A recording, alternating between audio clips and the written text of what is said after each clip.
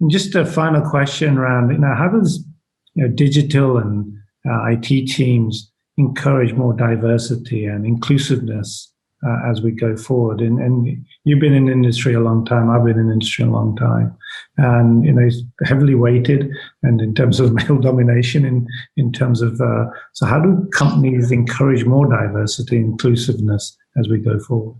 Yeah, D&I, right?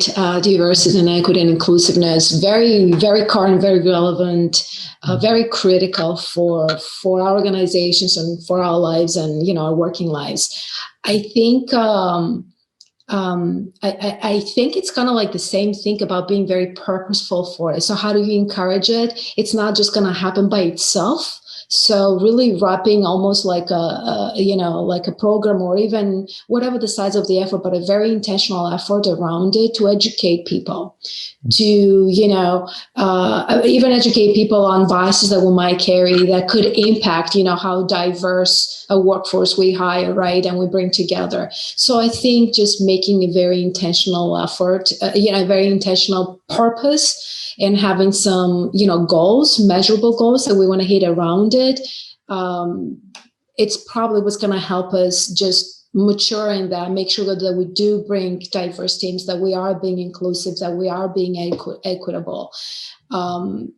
Because I think, and I don't have the figures in my head right now, but I'm pretty sure studies have shown, right, when we do that, it's actually a great business economic. There's economic value to the business for that. It's better for our organizations as businesses. We do better. So it's important to foster that kind of a culture and work hard to making it part of our companies.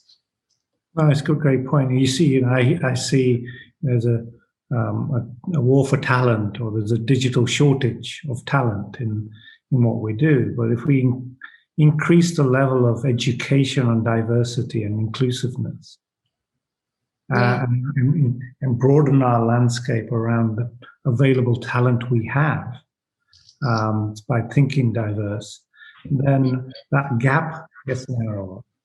And so the war for talent and the shortage of digital talent can be addressed if we can educate our leaders and our staff around what does diversity and exclusiveness really mean in our organization. But great point around the need for education and purpose, and setting some goals around what kind of targets we should have in terms of meeting inclusive targets as we go forward.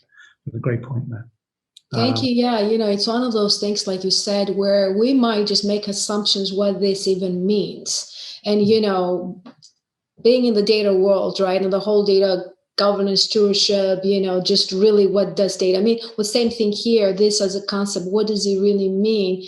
We can ask 5 people and get 10 different answers, right? So that education, right, around what it means and why it's important, right? And being purposeful about it.